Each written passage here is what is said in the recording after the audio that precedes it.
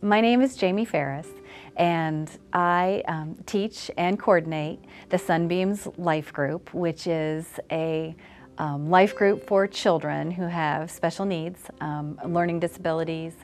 Some of our children have autism or are blind, have cerebral palsy, just different things like that that might make participating in a regular child's life group difficult for them. Andrew is our son. He's 11 now. He just turned 11. And he was born 4 months premature, so he's a 24-week preemie is what they would call him. And he was actually one of triplets. We had conceived triplets.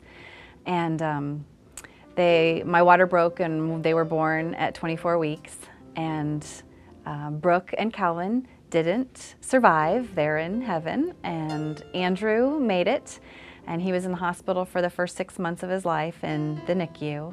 And as a result of his premature birth, he has a lot of disabilities, but he's a wonderful child and he has a lot of special abilities too. It's very difficult for families who have children with special needs to find a church home where their children have a place to go.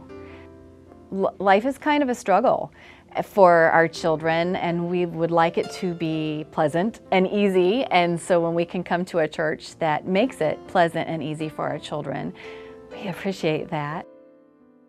My name's Ed Brown. My wife Susan and I, we do a life group called Circle of Friends every Sunday morning. We've been doing that for about 2 years now, and we have a great time doing it. We came to Calvary looking for a place that we could worship as an entire family. Our oldest son, Matt, is developmentally disabled and could possibly have difficulty sitting through a worship service.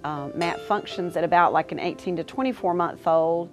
Matt needs assistance with most everything that he needs to do in life. He uses a wheelchair for long distances. He can walk a little bit with us helping him. He's just, to me, the essence of happiness and joy. And for the most part, I think purity. You know, when I look at Matt, I look at pure grace and love of what God's intended. We'd always been active churchgoers, but we had quit because it had become so difficult to find a church that was welcoming to Matt, and so our whole family could go. I remember sitting through Easter worship together as an entire family and thinking, I never thought this would happen again. I thought we wouldn't be able to worship together like this again. That time, I prayed about it and I said, God, I am going to sit here on this pew until you make it really clear what you want Ed and I to do within this church. Probably 2 weeks after that, someone else had posted a notice in the bulletin at church, a lady named Laurie Sarah, who is now a dear, dear friend of mine. And at the same time, Laurie was feeling compelled that something needed to occur for families with teenagers and adults. There was no doubt that we wanted to do this because we've been involved with other families and other situations in our past dealings with other churches that involved people with disabilities. And we knew it was always a very rewarding. So when I saw Laurie's announcement in the bulletin, I thought, okay, God, you're ready for me to get off this pew now. I've told you I would wait until you made it really clear. Well, I'm not sure it could be any clearer than this. And we decided it was time to start a group. And we started out with 4 to 5 members initially, and within the first year we had already tripled that to 12, and now I think on roll we probably have 17 to 18. My name's Marty Matula, and I've been a member of Calvary since 1979. My daughter, Stacy, has been attending the special needs class since that time. I'm divorced, so it was very, very challenging to find a place that we could go to and she could really enjoy herself. She really opens up and lets loose and feels comfortable, and it makes me happy to see how much she enjoys it. And she has a little bit of a hard time sometimes separating from her mom.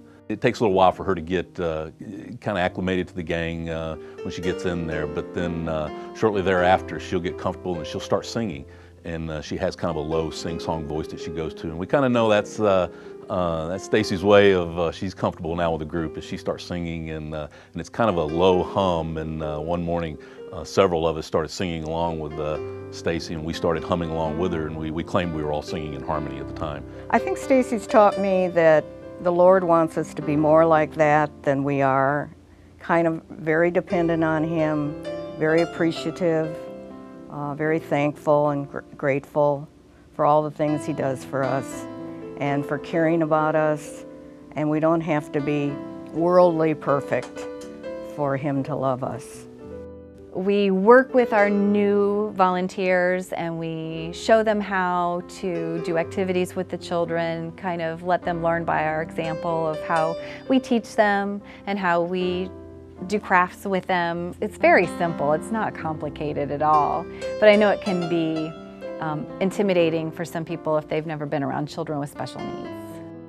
I'm passionate about helping families with children with disabilities because I feel like this is truly what God has laid upon my heart to do. People, I think, often look at persons with developmental disabilities and see the disability first. They don't see the person's personality. Well, we've become friends with these persons in our class, and they each have a distinct personality. They each have a distinct gift of something that brings joy to someone else. I think it makes them feel great to know that God made them. And this was no surprise to God. And this was not a mistake, that their lives are different. This has a purpose and that God loves them. That this is a place that we're supposed to be at. This is where God has intended us to be, and this is our ministry, and fulfilling that ministry, and just knowing that we're where He wants us to be and that we're fulfilling that. It does us pretty good. If you drew a 5-mile radius around your church, there are probably families sitting at home each Sunday who have a child with a disability and would like to attend, but because you don't already have a program offered to them, it's one more difficult place to try and incorporate themselves. And sometimes life's challenging enough just on a day-to-day basis that families don't want to face one more challenge or one more tough thing to get up and try and do on that day. So families give up.